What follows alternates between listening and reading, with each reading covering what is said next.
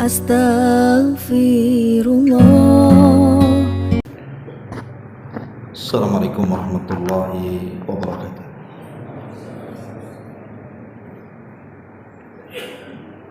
Alhamdulillah wassalatu wassalamu ala rasulillah wa ala alihi wa sahbihi wa mawalah wa la hawla wa la quwwata illa billahi wa ba'd. Alhamdulillah, segala puja dan puji hanya milik Allah Jalla fi'ula. Salawat dan juga salam kita hadiahkan kepada Rasul kita Nabi besar Muhammad sallallahu alaihi wa ala alihi wasallam. Kita lanjutkan kembali kajian kitab Tauhid dan kita masuk pada bab ma jaa anna sababa kufri bani Adam wa tarkihim dinahum huwal ghuluw fi salihin. Bab apa-apa yang datang dari Al-Quran dan Sunnah Nabi tentang sebab kekufuran Bani Adam dan meninggalkan agama mereka disebabkan karena mereka ghulu, terlampau berlebihan terhadap orang-orang soleh. Dalam bab ini pengarang menyebutkan beberapa dalil dari Al-Quran dan juga Sunnah serta beberapa perkataan salaf. Di antaranya wa qaulullahi ta'ala ya ahlal kitabi la taghlu fi dinikum wa la taqulu 'ala Allahi illal haq. Wahai orang-orang yang diberikan kitab, maksudnya Yahudi dan Nasrani, janganlah kalian melampaui batas dalam agama kalian, dan janganlah kalian mengatakan terhadap Allah kecuali kebenaran.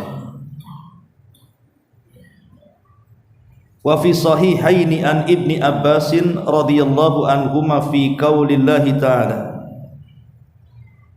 wa qalu la tadharunna alihatakum wa la tadharunna waddan wa la suwa'an wa la yaghutha wa ya'uqa wa nasra.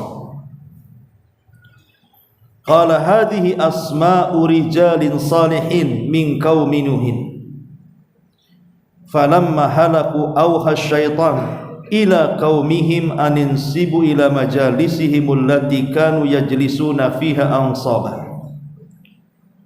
wasammuha bi asma'ihim fafa'alu walam tu'bad hatta idha halaka ulaik wa nusiyal ilmu ubidah.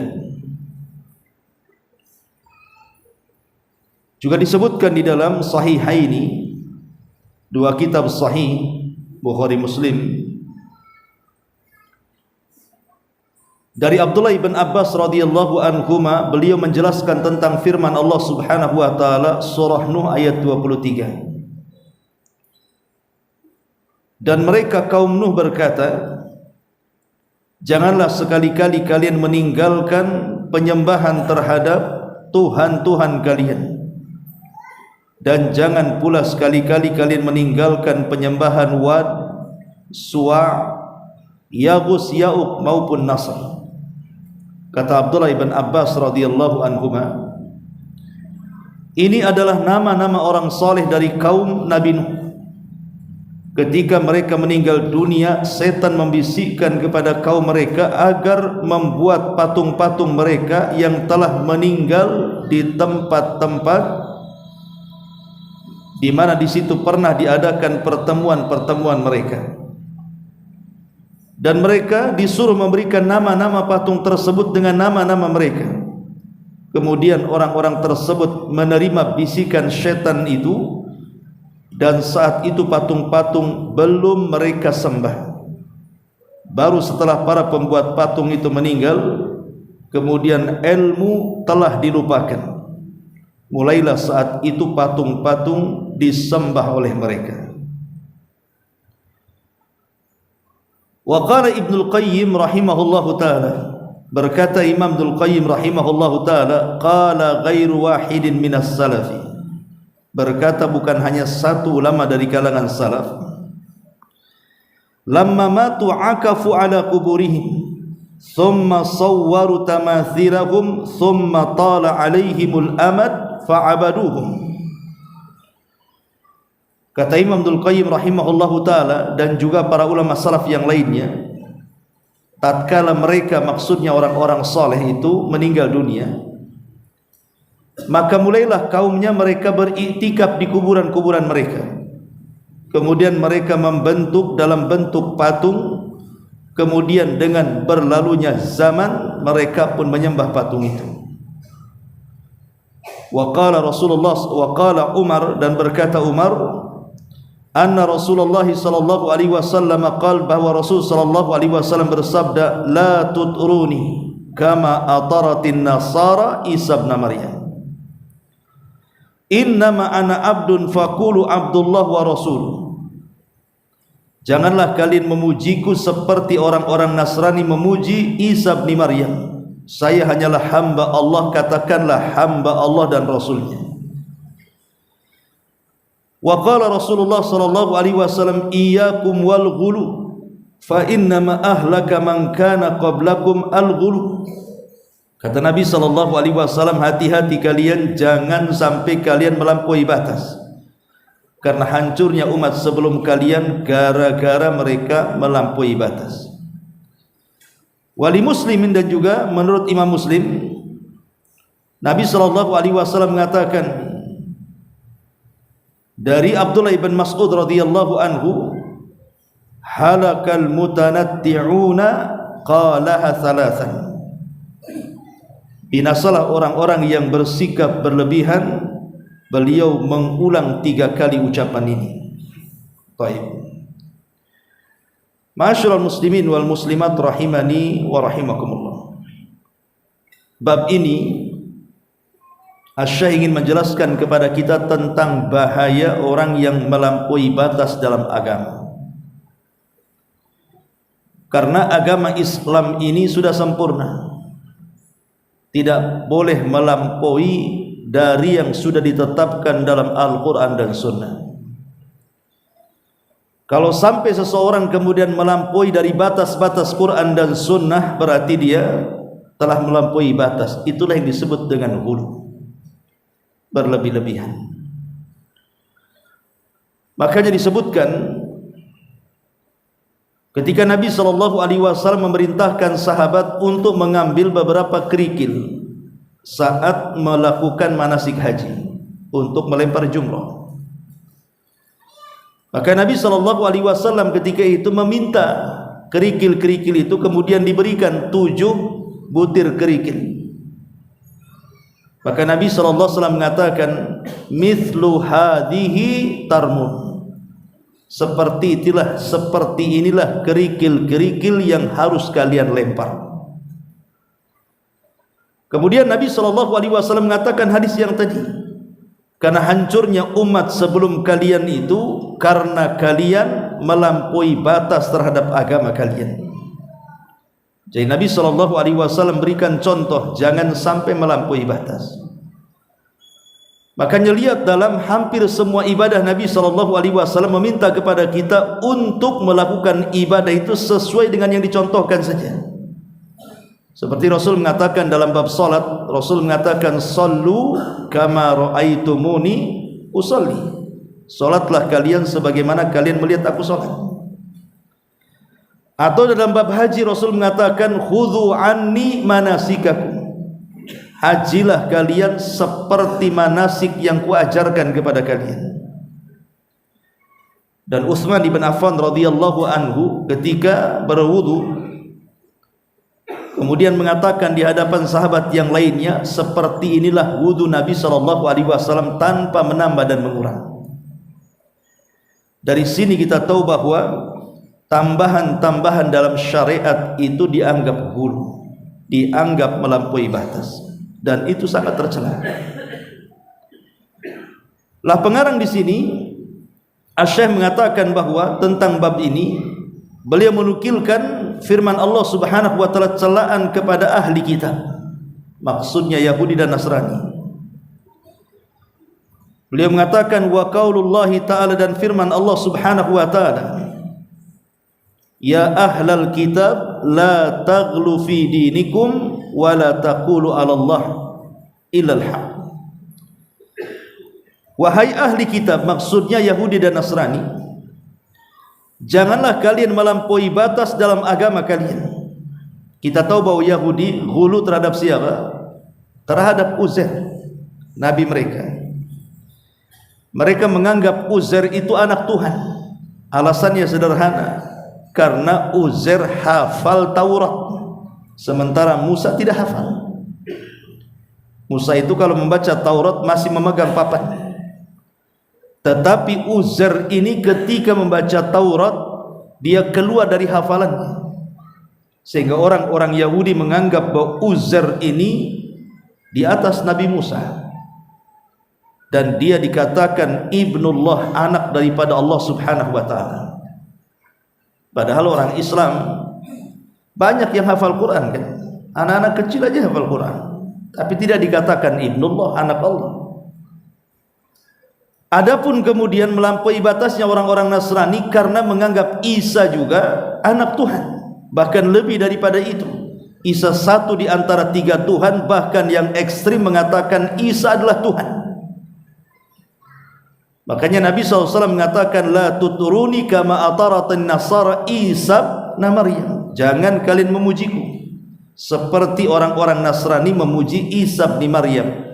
Innama ana abdun faqulu abdullahi wa rasul, saya ini hamba, sama dengan kalian katakan hamba Allah dan Rasulnya. Maknanya abdun fala yu'bad wa rasulun fala yukadzab, hamba tidak boleh disembah, tapi karena dia Rasul maka jangan pernah didustakan. Ma'asyiral muslimin wal muslimat rahimakumullah. Kemudian pengarang menukilkan tentang kisah berhala-berhala di zaman Nabi Nuh. Disebutkan di dalam Sahihaini Bukhari dan Muslim dari Abdullah ibn Abbas radhiyallahu anhuma, Allah Subhanahu wa taala berfirman dalam surah Nuh ayat 23 ini, wa qalu, siapa yang berkata di sini? Kaumnya Nuh. Ketika Nuh mengajak kepada kaumnya untuk mentauhidkan Allah dan menjauhi sesembahan selain daripada Allah Azza wa Jalla, mereka pun menolak dan mengatakan la tadharunna alihatakum, jangan tinggalkan Tuhan-Tuhan kalian, tetap kalian sembah, jangan pedulikan dakwahnya Nuh. Wala tadharunna waddan wala suwa'an wala yaghutsa wa ya'uqa wa nasra, begitu juga jangan pernah kalian tinggalkan Tuhan-Tuhan kalian, baik itu Wad, Suwa, Yaghus, Ya'uq ataupun Nasr. Kemudian Abdullah ibn Abbas menjelaskan siapa itu Wad, Suwa, Yaghus, Ya'uq dan Nasr itu. Beliau mengatakan hadhihi asma'u rijalin salihin min qaumin, jadi mereka adalah orang-orang soleh dari kaumnya. Ini satu pendapat sebenarnya. Ada yang mengatakan bahwa mereka adalah orang-orang soleh sebelum di zaman Nabi Nuh, tapi ada yang mengatakan mereka adalah kaumnya Nabi Nuh. Tatkala kemudian mereka sudah binasa, maka syaitan mewahyukan kepada kaumnya agar mereka membuat patung, kemudian diletakkan di majlis-majlis tempat berkumpul mereka, dan dibentuk persis seperti bentuk mereka.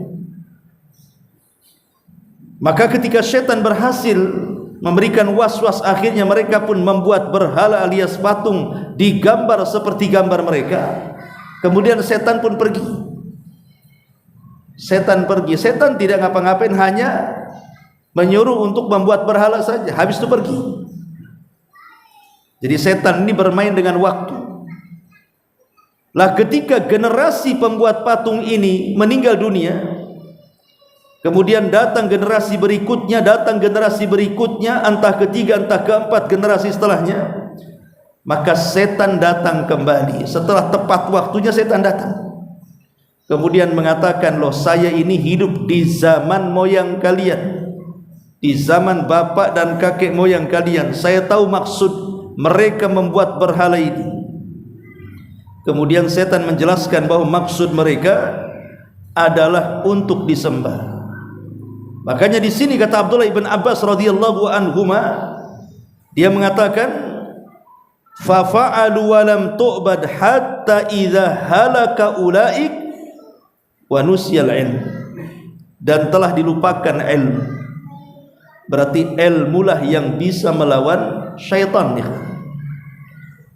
Kalau sudah ilmu itu hilang, datang kejahilan, maka syaitan mudah untuk mempengaruhi. Tapi ketika ilmu itu menghujam dan menancap dalam diri kita, maka setan susah untuk mempengaruhi. Makanya di sini wanusyal ilmu, ketika ilmu sudah tidak ada, maka setan berhasil memberikan was-was.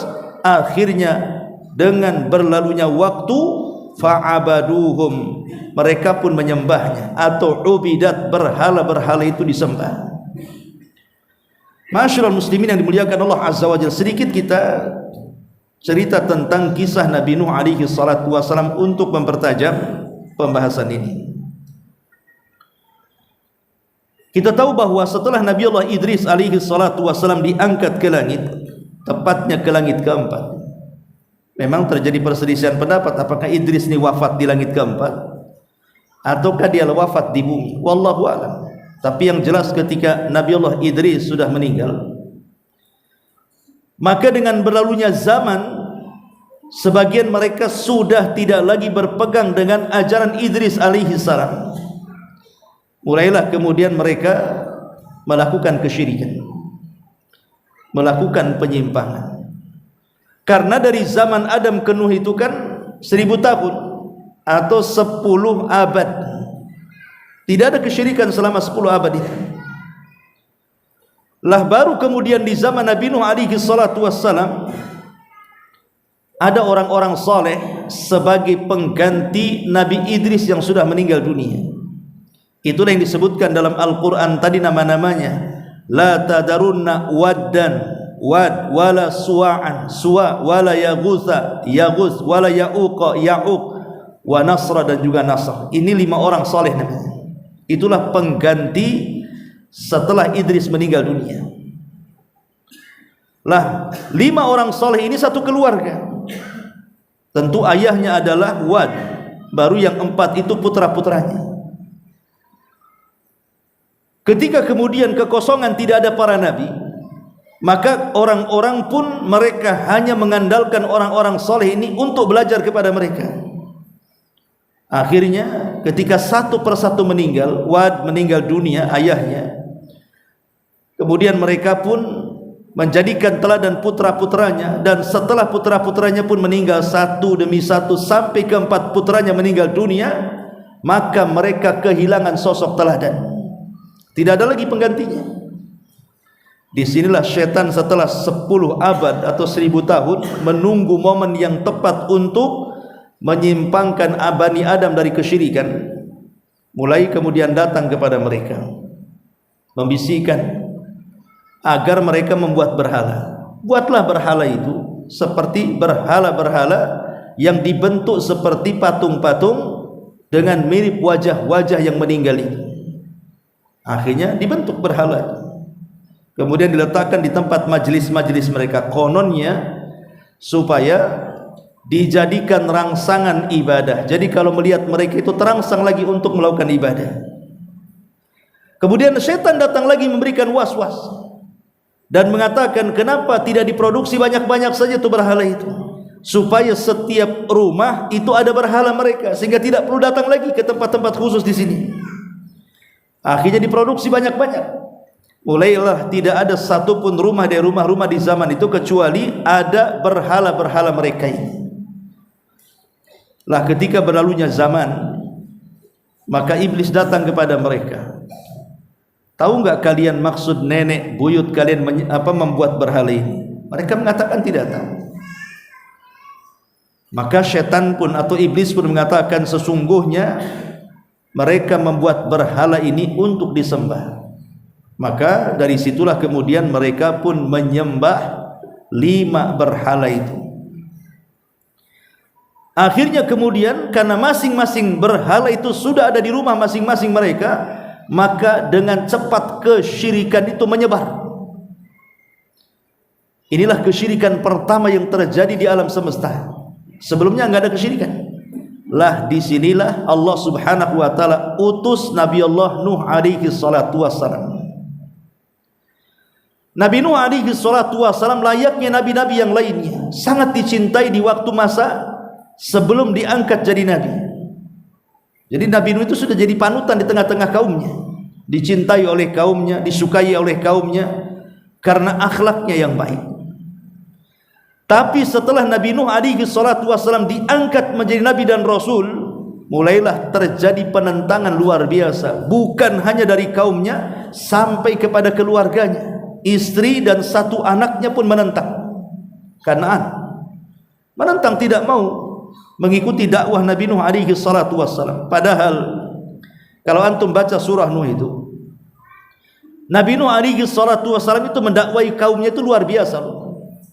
Bagaimana Nuh itu menggunakan uslub, metode yang luar biasa, dari keras sampai lembut, dari sembunyi-sembunyi sampai terang-terangan, dan luar biasa kesabarannya. Siang malam dia itu berdakwah kepada kaumnya, dan itu digambarkan dalam Quran kan.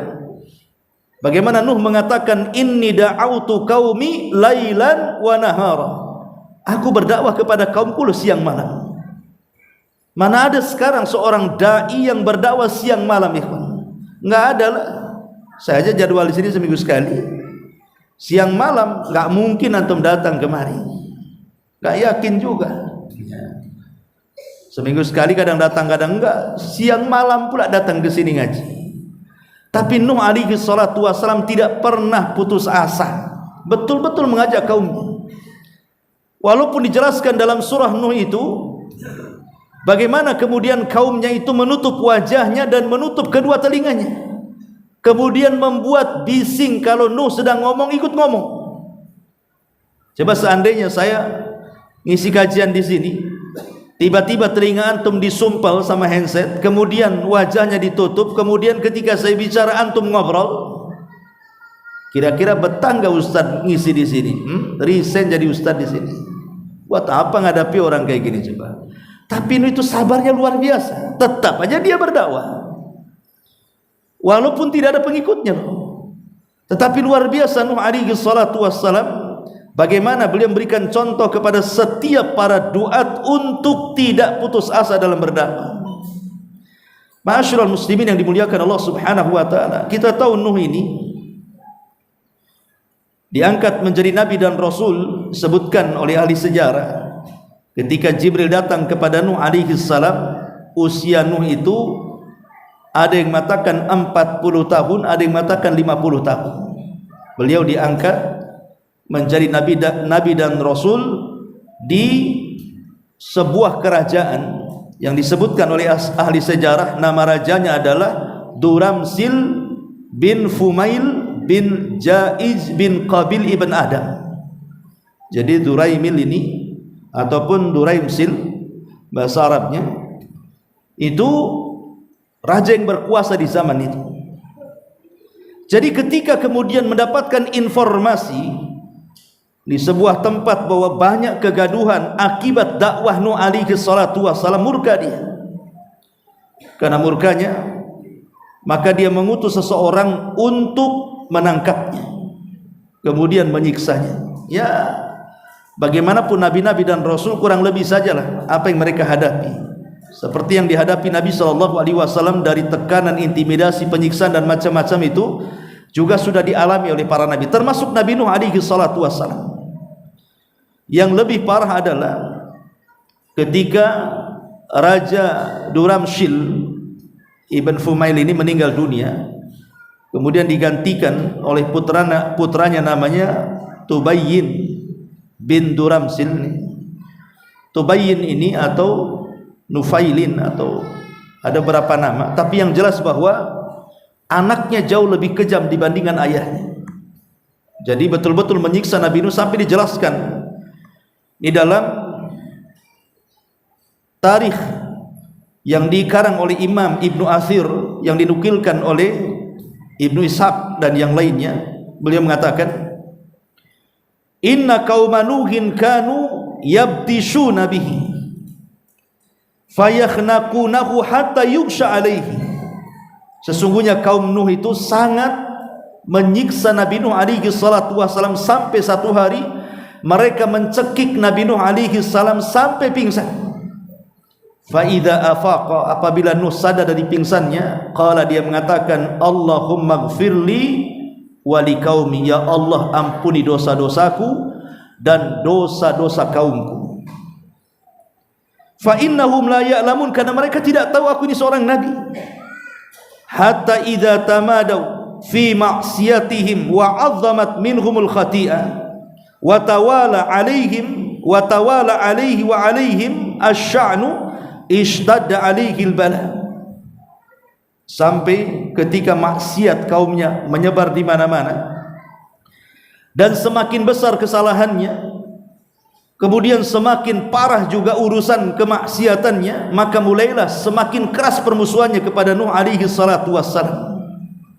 Sampai satu hari, kata beliau, Nuh ini dituduh macam-macam, bahkan pernah kemudian yadribu, dipukulnya Nuh sampai pingsan, wa yulqa fi baiti, kemudian dicampakkan ke rumahnya. Yarawna annahu qad mat, mereka menganggap Nuh sudah meninggal dunia. Fa idza afaqa, apabila Nuh kemudian tersadar, ightasala wa kharaja ilaihim yad'uhum ilallah, kemudian dia mandi, kemudian keluar lagi, kemudian mendakwahkan lagi dakwah tauhid kepada kaumnya. Tidak kapok-kapok bahasa kita ini. Padahal sudah dipukul, dicekik sampai pingsan, sampai dianggap mati gitu ya, tapi tidak pernah putus asa. Lihat bagaimana perjuangan Nuh dalam berdakwah, luar biasa. Kalau posisi ustaz seperti Nuh, ya saya katakan tadi, dia jadi ustaz lah. Apa yang juga sampai dicekik, dipukul sampai pingsan, sampai aduh jadi pengusaha saja lah.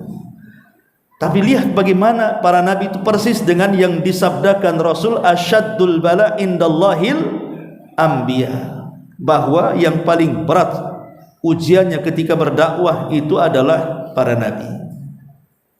Sampai akhirnya Nuh alaihi salatu wassalam ditantang oleh kaumnya dan mengatakan sebagaimana disebutkan dalam surah Hud ayat 32.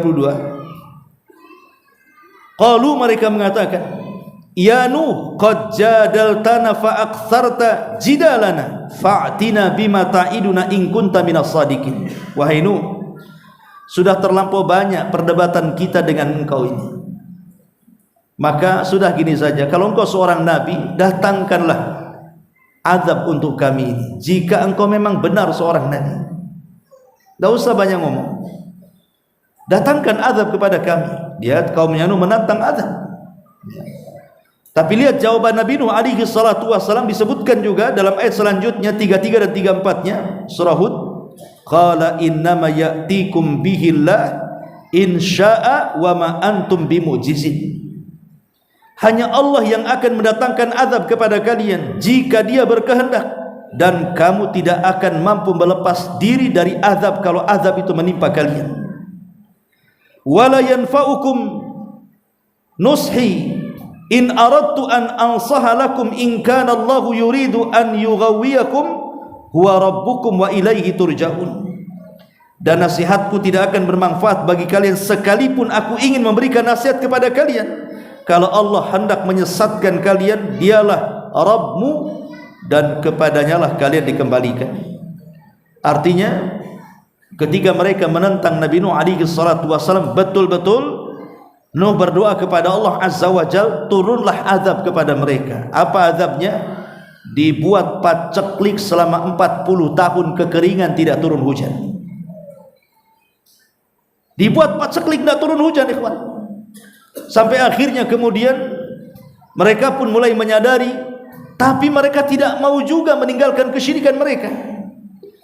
Maka Nabi Nuh alaihi salatu wassalam kemudian berusaha supaya mereka keluar dari kekeringan. Apa nasihat Nabi Nuh alaihi salatu wassalam? Dan ini digambarkan dalam surah Nuh ayat 10-12. Faqultu astaghfiru rabbakum innahu kana ghaffara yursilis samaa 'alaikum midrara wa yumdidkum bi amwalin wa banin wa yaj'al lakum jannatin wa yaj'al lakum anhara. Kata Nuh, itulah sebabnya kalian ditimpa kekeringan, karena kalian tidak pernah beristighfar, bertobat kepada Allah Azza wa Jalla. Kukatakan kepada kalian, banyak-banyaklah istighfar kepada Rabb kalian, karena Dia zat yang maha pengampun. Kalau kalian banyak istighfar, kata Nuh, maka Allah akan turunkan hujan dari langit dengan sangat derasnya, dan Allah akan berikan banyak keturunan dan kekayaan kepada kalian, dan Allah akan aliri sungai-sungai, dan Allah akan suburkan tanaman-tanaman kalian. Kata Abdullah ibn Abbas radhiyallahu anhuma, atau Muqatil ibn Sulaiman, seorang alim min ulama tabi'in, dia mengatakan, lihat bagaimana istighfar ini salah satu bentuk istisqa yang paling manjur. Jadi kalau terjadi kekeringan di mana-mana, kata Muqatil ibn Sulaiman, maka istighfar itu adalah obat manjur menghilangkan kekeringan. Karena Nabi SAW yang mengatakan, man lazimal istighfar ja'alallahu min kulli dhikin makhraja wa min kulli hammin faraja wa razaqahu Allahu min haitsu la yahtasib. Siapa yang melazimkan istighfar, Allah akan jadikan dalam setiap kesempitannya keluasan, dalam setiap kegundahannya kegembiraan, dan Allah akan berikan rizki dari arah yang dia tidak menyangkanya. Ma'asyiral muslimin yang dimuliakan Allah Subhanahu wa taala, akhirnya kaumnya Nuh juga mereka tidak sadar, tidak mau juga bertobat kepada Allah Subhanahu wa taala. Yang lebih parah lagi, mereka justru orang-orang tua mereka berwasiat kepada anak-anak mereka, jika mereka meninggal maka permusuhan ayahnya diwariskan kepada anaknya. Subhanallah, sampai seperti itu. Jadi permusuhan ayah-ayah mereka kepada Nuh itu diwariskan kepada anak-anaknya. Anak-anaknya dilarang untuk mendekati Nuh, tetapi diperintahkan untuk memusuhi Nuh alaihi salatu wassalam. Maka semakin dahsyat permusuhan orang-orang ini, sampai ketika kemudian mereka sudah mulai menyakiti Nabi Nuh sampai ke tingkat mau membunuh. Maka Nabi Nuh alaihi salatu wassalam pun berdoa kepada Allah Subhanahu wa taala, fada'a rabbahu inni maghlubun fantasir. Maka Nuh pun berdoa kepada Rabbnya, ya Allah, aku hampir dikalahkan oleh kaumku, maka tolong aku. Ma'asyiral muslimin yang dimuliakan Allah Subhanahu wa taala, akhirnya kemudian Nuh pun berusaha kembali untuk mendakwahkan kaumnya, menjelaskan kebatilan Tuhan-Tuhannya. Dari sinilah maka kaumnya tetap kekeh menyembah Wad, Suwa, Yagus, Ya'uq, Nasr, dan begitu seterusnya. Maka Nuh mengatakan, ya Rabb, la tadar alal ardi minal kafirina dayyara. Kalau begitu ya Rabb, aku tidak bisa menyadarkan mereka, sebaiknya kau lenyapkan saja mereka. Jangan kau tinggalkan satu jiwa hidup di permukaan bumi. Subhanallah, setiap para nabi itu kan punya doa yang mustajab, ya kawan. Setiap para nabi itu punya doa yang mustajab. Likullin nabi da'watun mustajab. Setiap nabi itu ada doa yang mustajab. Kata Rasul, semua para nabi sudah dikeluarkan doa-doa itu, kecuali aku, kata Rasul. Aku sembunyikan doa itu karena aku akan jadikan doa itu sebagai syafaat kelak bagi umatku pada hari kiamat. Lah, salah satu doa pamungkas Nabi Nuh di sini adalah dengan mendoakan kehancuran kepada kaum, karena mereka tidak mau meninggalkan berhala mereka, tidak mau meninggalkan kesyirikan mereka. Maka Allah mengatakan, wasna'il fulka bi'ayunina wa wahyina wa la tukhatibni fil ladina zalamu innahum maghrukun. Kata Allah Subhanahu wa taala, kalau begitu wahai Nuh, buatlah perahu. Dalam kisah Israiliyat, ya tentu kisah Israiliyat ini kan pelezat saja, tidak perlu dibenarkan, tidak perlu didustakan. Jadi Nabi Nuh alaihi salatu wasallam sebelum membuat perahu itu, beliau menanam pohon selama 100 tahun. Menanam dari biji itu sampai besar selama 100 tahun. Kemudian 100 tahun setelahnya menebang dan menyerutnya, dijadikan papan-papan. Setelah 200 tahun kemudian Nuh pun mulai merangkai pakai perahu itu selama 40 tahun. Jadi mulai dari menanam sampai jadi perahu itu 240 tahun. jadilah itu perahu. Ya. Dan Allah mengatakan wasna'il fulka bi'ayunina wa wahyina, buatlah kapal sesuai dengan arahan kami dan perintah wahyu dari kami. Jangan engkau pedulikan orang-orang yang zalim kepadamu, karena mereka akan ditenggelamkan, kata Allah. Innahum mughraqun, mereka akan ditenggelamkan. Maka Nuh pun ya fokus saja buat perahu. Sampai apabila kaumnya melewati Nuh yang sedang bekerja membuat perahu itu, apa kata mereka? Mereka mengatakan, ya Nuh, dulu engkau ngaku seorang nabi, kenapa pula sekarang jadi tukang kayu? Katanya. Mana kenabianmu? Kau sudah sibuk jadi tukang kayu, katanya. Jadi kaumnya terus mengejek Nabi Nuh alaihi salatu wassalam. Tapi Nuh sudah Allah katakan, wala tukhatibni fil ladzina zalamu innahum mughraqun. Innahum mughraqun. Jangan kau bicarakan lagi tentang orang-orang zalim itu. Biarkan mereka bicara, karena mereka kaum yang akan ditenggelamkan. Makanya kemudian Allah Subhanahu wa taala mengatakan dalam surah Hud ayat 40-nya, hatta idza jaa amruna wa farat tanur qul nahmil fiha min kulli zawjayn itsnaini wa ahlaka illa man sabaqa alaihi alqawlu wa man amana wa ma amana ma'ahu illa qalilun. Ketika sudah sampai perintah kami dan telah menyala api dalam tungku itu. Ada yang mengatakan maksudnya menyala tungku itu mesin perahunya. Di zaman itu pakai bukan pakai mesin, tapi tetap pakai pembakaran. Kemudian Allah katakan, bawalah setiap binatang yang berpasang-pasangan itu ke dalam perahu. Ada sebuah asar yang mengatakan ketika kalajengking dan ular itu hendak naik, dilarang oleh Nuh, karena dua binatang ini kan membahayakan, tidak boleh naik. Ya, tidak boleh naik ular dan kalajengking. Tetapi setelah kemudian bernegosiasi, akhirnya boleh naik pula. Menunjukkan Nuh paham juga bahasa binatang, bahasa kalajengking dan bahasa ular itu. Jadi mereka berjanji tidak akan menyakiti binatang yang lainnya, makanya Nuh memberi izin untuk naik.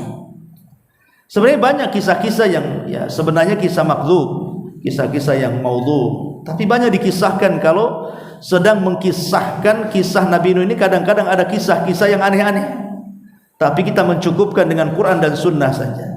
Seperti umpamanya ketika tikus itu dalam perahu Nuh itu selalu mencuri makanan, selalu mencuri makanan. Akhirnya kemudian Nuh berdoa kepada Allah Subhanahu wa taala supaya tikus ini dihilangkan. Kalau sekarang, zaman sekarang kan banyak perangkap-perangkap tikus kan. Dalam perahu cemana Nuh itu memerangkap tikus kan. Akhirnya diusaplah wajah harimau itu, bersin dia. Dari lubang hidungnya keluar kucing. Itulah kisahnya Tom and Jerry itu. Ini nggak jelas ini kan. Kisah-kisah seperti ini nggak perlulah dipercaya. Ini kan bagian kisah-kisah khurafat. Intinya bahwa akhirnya setelah kemudian mereka naik, perahu pun berlayar. Maka akhirnya Nuh ketika itu melihat ada Kan'an putranya itu menjauh dari kaumnya, berusaha mendekati supaya naik kan gitu, tapi tidak mau naik. Subhanallah, hidayah itu memang milik Allah. Dalam kondisi jelas-jelas mau mati, mau tenggelam sendiri, tidak mau si Kan'an itu naik ke perahu Nuh, padahal sudah ditawarkan. Kalau bukan karena hidayah Allah, tentu tidak bisa orang itu memegang keyakinannya sampai lebih baik mati dibandingkan selamat. Bayangkan si Kan'an ini, bahkan dia melawan dan mengatakan, sa'awi ila jabalin ya'simuni minal ma. Pasti aku selamat, tidak mungkin tenggelam. Aku akan naik ke gunung yang paling tinggi. Nuh sudah memberikan wejangan, jangan. Hari ini tidak ada yang selamat. Tapi kekeh juga dia naik. Akhirnya ketika sungai sudah lebih tinggi dibandingkan gunung, maka Allah mengatakan, sebaiknya kau tinggalkan dia, bukan keluargamu lagi, karena dia bukan orang baik. Maka kemudian pun meninggalkan anak dan istrinya tenggelam dan dua-duanya kafir dan Allah masukkan ke dalam neraka. Wallahu a'lam. Sudah azan, insyaallah kita lanjutkan. Subhanallahi wa bihamdika asyhadu an la ilaha illa anta astaghfiruka wa atubu ilaik. Allahu ta'ala alam. Assalamualaikum.